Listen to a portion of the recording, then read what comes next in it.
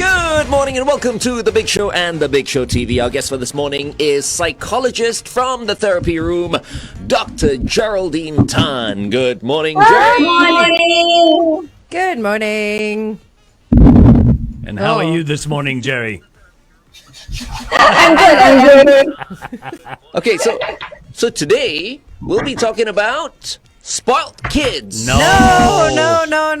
Today we're talking about Eating Disorders Awareness Week. Oh. Yep. Okay. This is actually very interesting, Jerry. This is so funny. Is this a sign that this coming Friday I should choose a Karen Carpenter song? Oh no! Oh my gosh, Glenn. that's Is that terrible. a bad thing to say? Yes. No, but we have to She address that problem. famously had an eating disorder, Yeah. bulimia, wasn't it? Bulimia. Anorexia nervosa. I'm just Yeah. trying to highlight Anorexia. how serious this It this condition is. Yes. Karen Carpenter died from anorexia nervosa and the complications of it. Yeah. Also, a couple of days ago in the papers, there was a write-up about a child who suffers from, Prader-Willi disease? Prader-Willi Syndrome. Yeah. Okay, hold on, Yes. Jerry. We're experiencing a little technical difficulty, no audio situation. Let's play a song right now and rectify this problem on The Big Show TV. Here's Guns N' Roses, Sweet Child of Mine on 1FM 91.3. Good morning and welcome to The Big Show and The Big Show TV. We are experiencing, a few problems on The Big Show TV this morning. Lots of echo from Yes. what I gather, but still audible. Okay. All right, so we'll continue to talk to Dr. Jerry right now. Jerry, so we're talking about eating disorders. How common Yes, is? Is it very bad? Well, it's okay. It's Let's just Let's move just go along with it. We are on the radio right now. Why do we do this? We can always have children come in first, and then I fix my issues on my side. Topless now in the gym. Now. That is true. Yeah. That is Working on true. his pecs. He is working out right now. You sound okay, no problem. Don't worry, we'll just People go on with Facebook it. are saying you still sound good. I call you, but you still sound good. There so, you yeah. go. Okay. Thank you, everybody on Facebook. But it's so annoying. I'm going to give everyone a headache early in the morning. No, you won't. Don't worry, Just checking with my producers, do that Shalini. all the time. So how does Jerry sound on the radio? Is she okay on the radio? Okay. We have to buy an FM radio now. Find a tuner. Okay, just very quickly, Jerry. How Yes. common is this problem in Singapore? Do many people have eating disorders here? There are quite a number of people having eating disorders, and it's far more than we realize. Now, what is an eating disorder, though? I mean, these days I'm off carbs, so when I have more carbs than I know I should, I feel a little bit guilty. But I don't beat myself over it, but I do feel a little bit guilty. Does that mean I'm having a eating disorder or what? No, you're just being vain. That is true. So how many different types of eating disorders are there, Dr. Jerry? I mean, we've heard of bulimia and anorexia. How much more is there out there?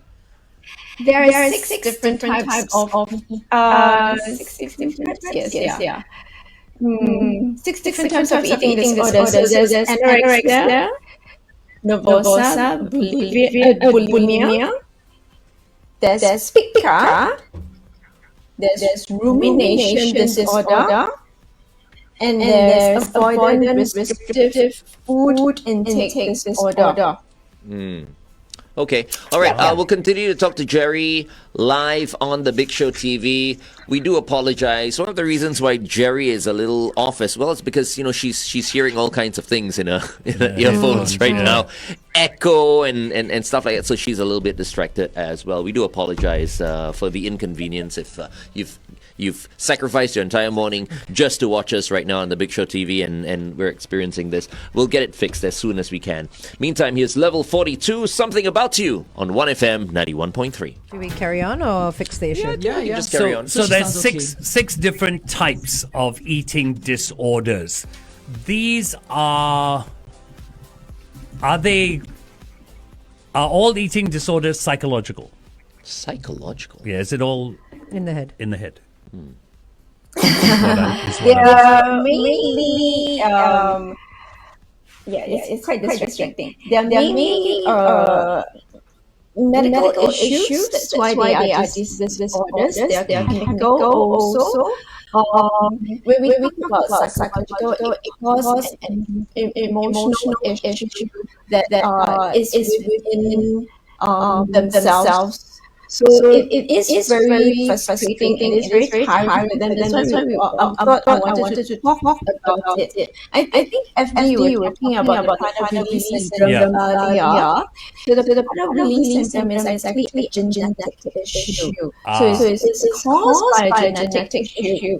So it usually occurs in the children. To adults have it possibly, but usually we see it in children.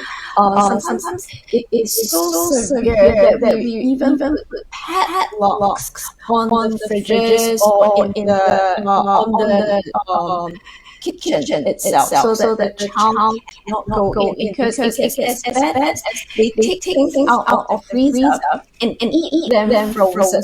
Oh, wow. my God. So it is a genetic need to fill or to bite or to swallow. I mean, what is it? So it's not a sensorial thing. It's more that they have this loss of function. They cannot feel that fullness. Oh, right. And they just need constant eat because that of the brain is not available to tell them they are full. What amazed me when I read the article was I was looking at the child. There's a photograph of the child, David, who's 10 years old. But he doesn't look overweight. He doesn't look obese. He looks like a normal kid.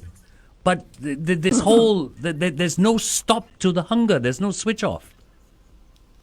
No, it's very difficult and frustrating for the child because he thinks he's constantly hungry, but he is actually overeating sometimes. Or he's eating so many different kind of foods that like I said, frozen food, raw food, and they don't realize that it's not appropriate or not suitable for them.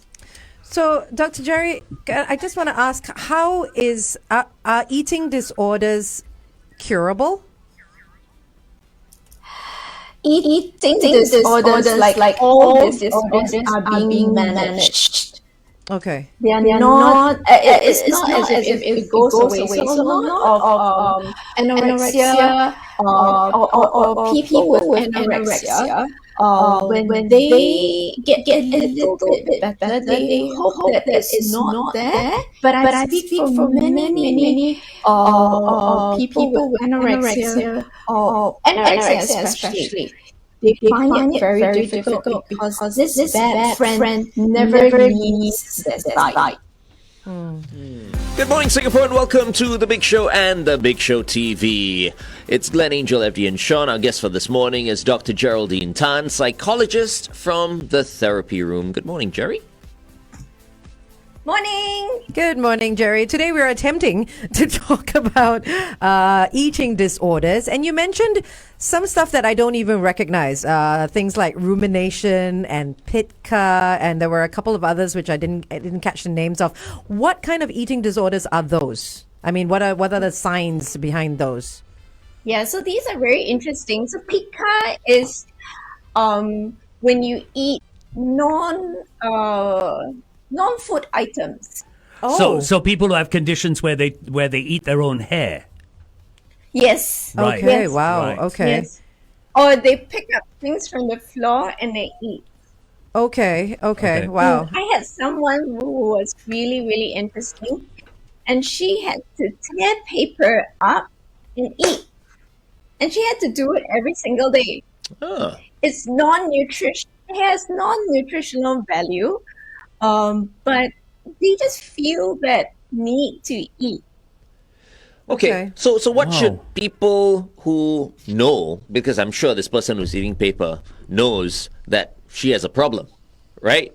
It's not like they're unaware that they have a problem. So for anyone who is in a situation like that, what should they do? Who should they see?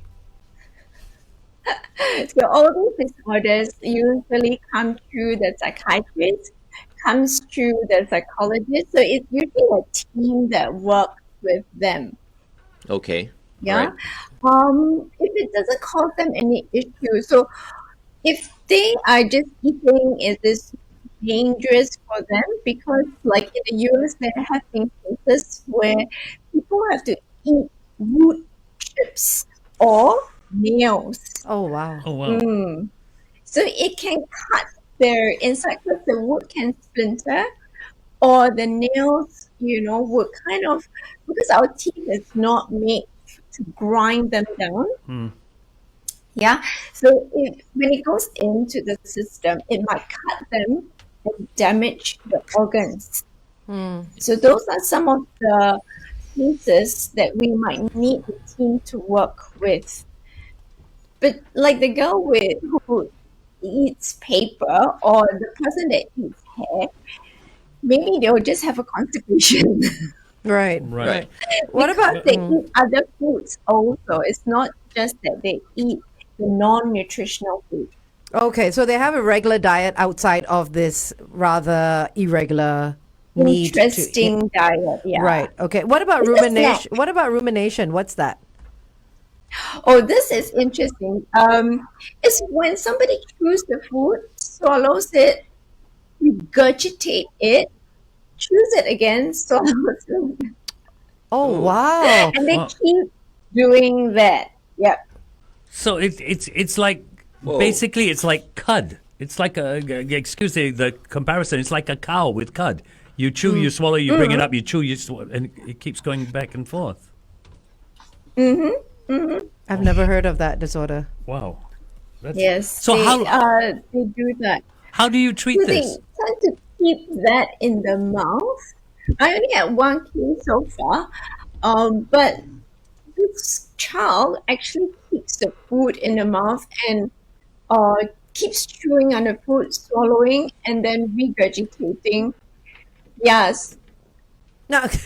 Go ahead, Angel. Sorry, I put my hand up like too excitedly. But I'm just wondering, how will parents know? Maybe we can continue. I'll ask the question first on air, and then we can continue on the. I feel like everything's going so well It's on so well. the Oh, radio. we should stay here. Yeah, It we is, should right? talk to her for a little bit bit more longer. because when Okay. we go back on the Big Show TV, that's It going to starts be to get problematic. echoey Okay, and all. so my question is, when do parents or even people who are living with people who have eating disorders know it's a disorder rather than, a child being either playful or stubborn, and some kids do that, say keep the food in their mouth or regurgitate it and then do it again. How do parents know when it's a problem and a disorder?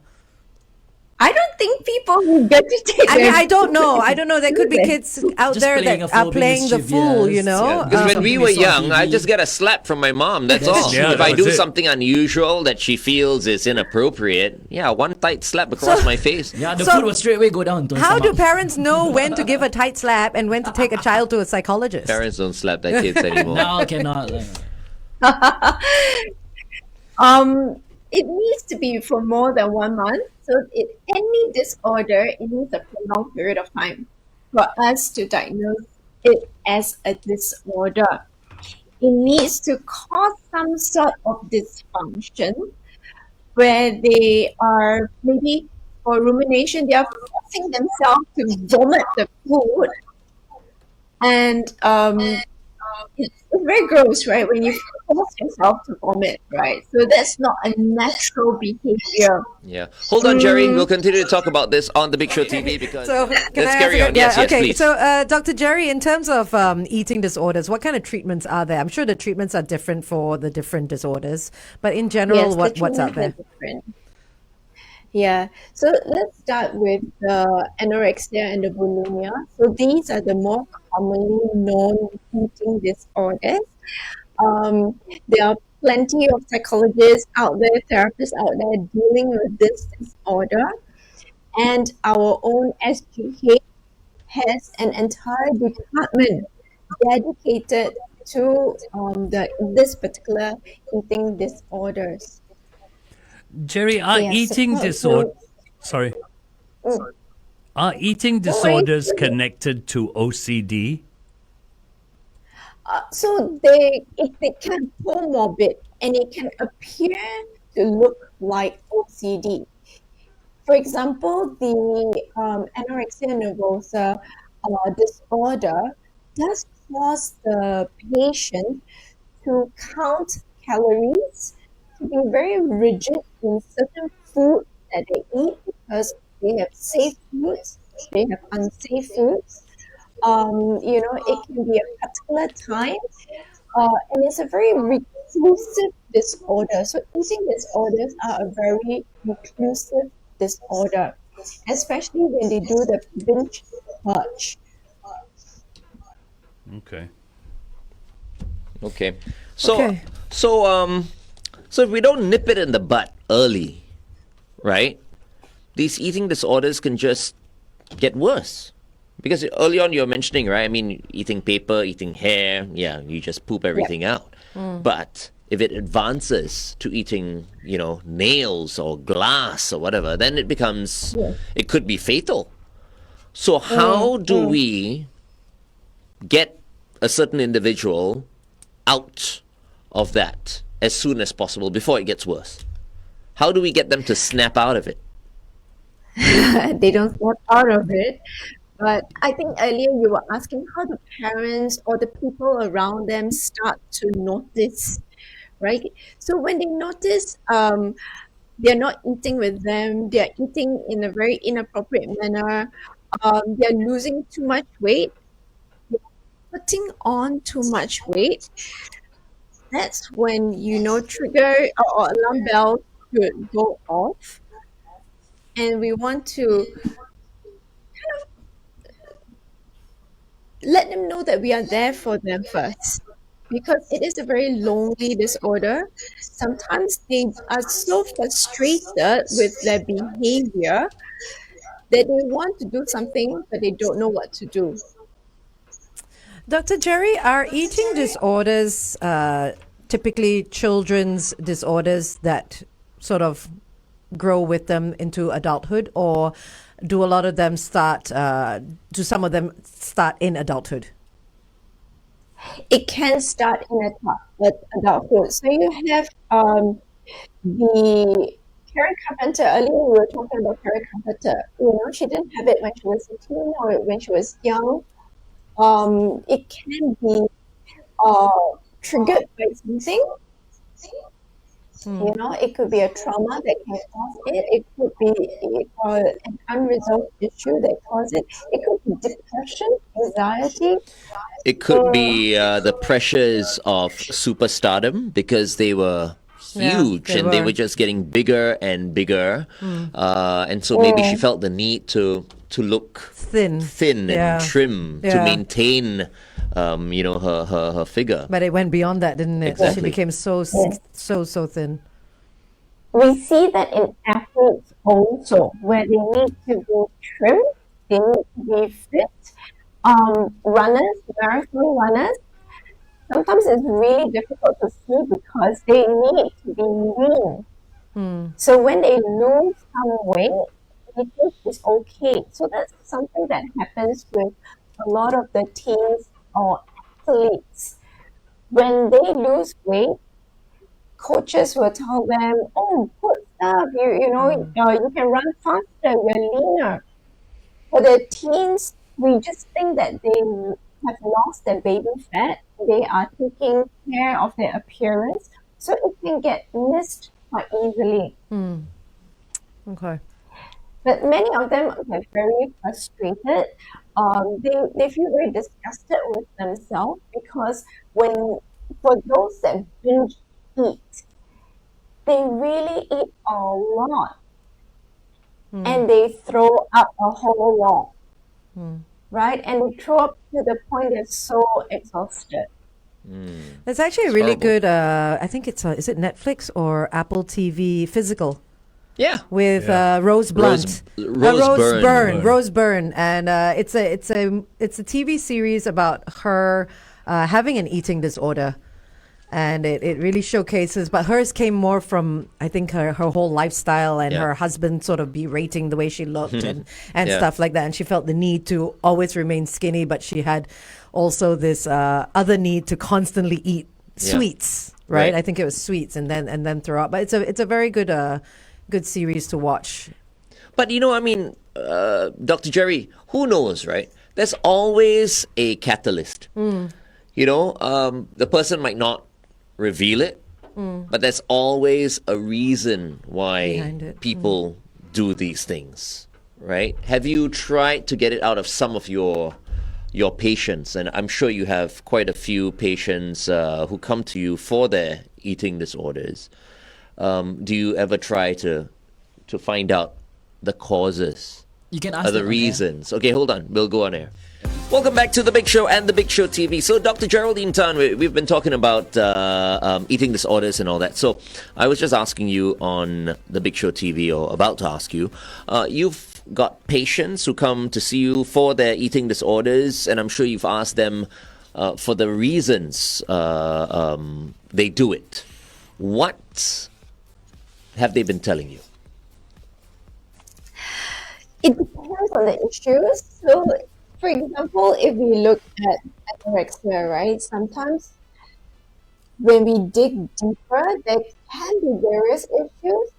I think some of them that are more commonly said would be a PE teacher that said that they are fat, Oh. or announce their height and weight to the whole entire class. I hope schools have stopped that at this point or in this day and age. I do hear some schools reflect in your please not announce the girls' height and weight in front of everybody. In fact, for the guys too. I know guys can be quite sensitive. Yeah, so that could be one. We do know that sometimes it is a control issue.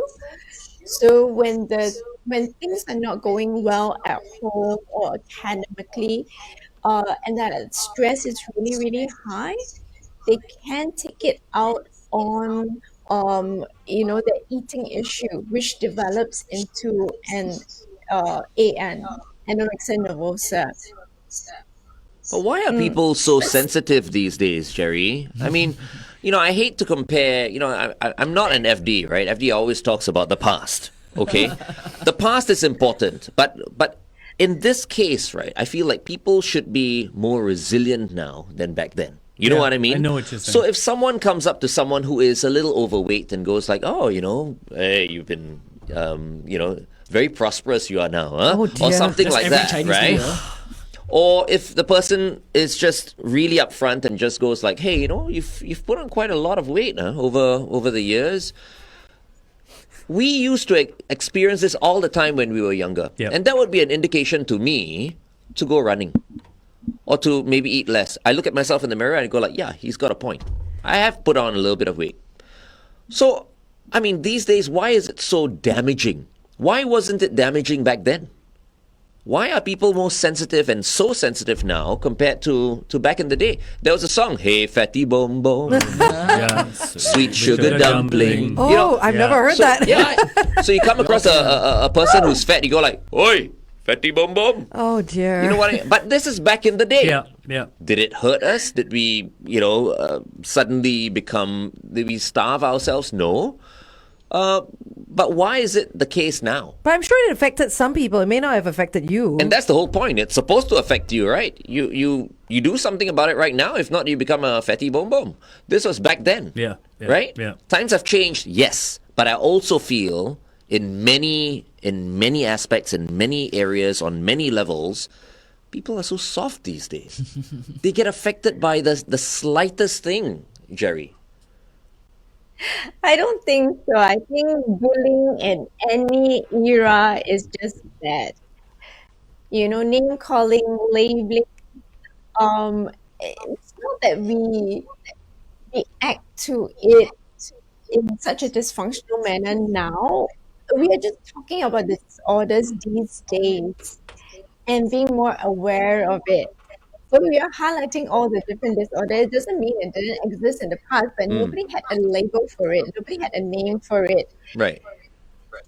Okay. And we are just looking at the causes. So we are looking at what might cause it. So So in the past, it could be the same issues. Jerry, we've talked about these issues of that cause this. Are any of these disorders caused by chemical imbalances in the brain? So it can definitely, like we talked about the Prader-Willi syndrome. There's a The what deficit syndrome? there. I'm sorry. Prader-Willi. Prader-Willi. where the Prader-Willi. This boy is this boy who doesn't have a hunger switch off. Okay. You have the pica, you have the rumination. So sometimes it doesn't have to be a psychotherapy issue, as in we have this trauma or something that caused it. It can be more chemical. It can be biological also. We do have mother-daughter that come to us and both having eating disorder. So the correlation, again, with the whole research of nature and nurture, but the correlation of if somebody has an eating disorder in the family, there is a higher possibility Jerry, that you might get it. my Jack Russell Terrier Biscuit is hungry all the time. Okay, if I give him food at every moment of the day, he will eat. Yeah. But I only feed him twice a day. Dogs are like that. Right? Yeah. Once in the afternoon and another time in the evening. Why? Because I don't want him to be a fatty bum bum. I've seen so many fat dogs out there because their owners overfeed them.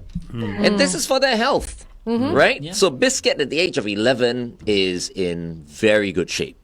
Right? Do I feel bad not giving him food every time I'm eating and he's begging for food? No. So in terms of that guy who's hungry all the time, you were saying, right? Okay. If so what's happening right now? Are they feeding him every No. time he No, asks no, for his food? is a chemical. No, I know. No. He's I missing know. something in no, the brain. No, Yeah, I know. I can answer that question. But I'm just asking, do we have to feed him all the No, time, or what- are they also controlling his what food? they do is they have set up a system where he eats at specific times, Yeah. and he always knows what his next meal will be. Okay. So there's only a specific time That he can when eat. he is fed. Yeah, so feed him twice a day. If left on his own, he will just continuously Yeah, exactly. eat. You see, this is exactly what I mean. So as long as someone is controlling his they are. his urges, his diet, then he is safe. But Yeah. if you allow him to eat all the Of time, course, yeah. although he doesn't look, Yeah. big, Yeah. he is going to suffer internally. He is. Yeah, He for is. right? sure. So I mean, that's unfortunately the way we need to control these people. Well, what's right? gonna? Yeah, okay. I guess that we could go on and on and on, but I just wanted to ask, what's gonna happen when they don't have people looking after them? Yeah. You He'll know, explode. like he goes out into the world and he becomes an adult and he hasn't sorted this problem out and he has no self control, and he can't stick to those timings. What's gonna happen? We hope he has a team and a community to help him.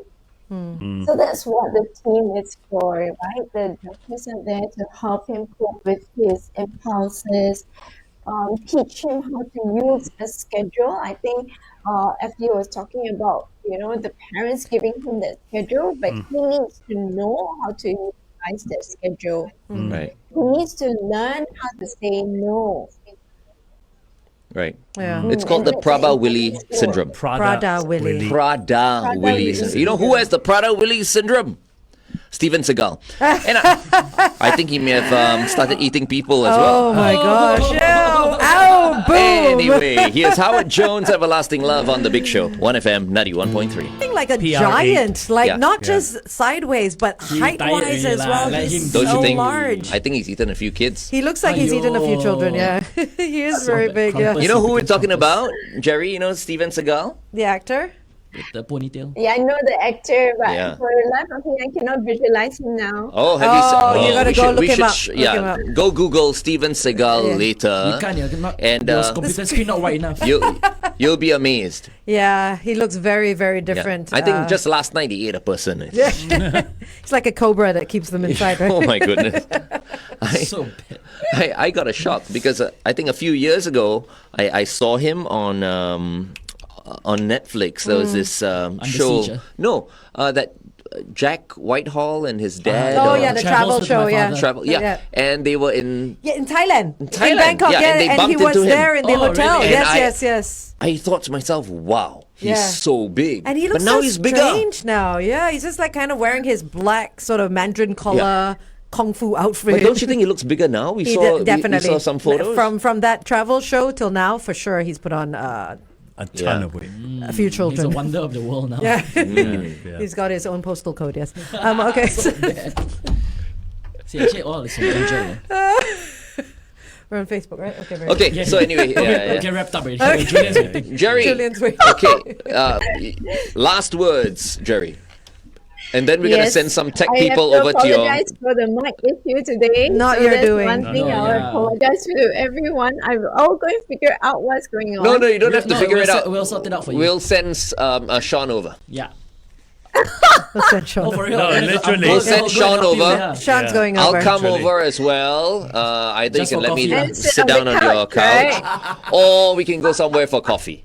How about that? He just wants to sit on your couch. No, but we need to Okay. definitely rectify the situation Yeah. before next No, week. I am going over later. Okay, there you go. later. Anyway, later. Huh? What time? After work. Awesome. Oh, we'll Okay, close I've it got out. last words from Okay, William London. And he says to ensure good health, eat lightly, breathe deeply, live moderately, cultivate cheerfulness, and maintain an interest in life. Who said this? I thought it was really wise words. Who said this? William London. I have no idea. William London. I've heard of Michael He's a Landon. wonderful bibliographer Oh, okay. Oh, nice. Okay. Thank and you. writer. Thank you so much, Jerry. Thanks, Jerry. See all of you. Bye. Maybe we'll see you later. Bye. Bye.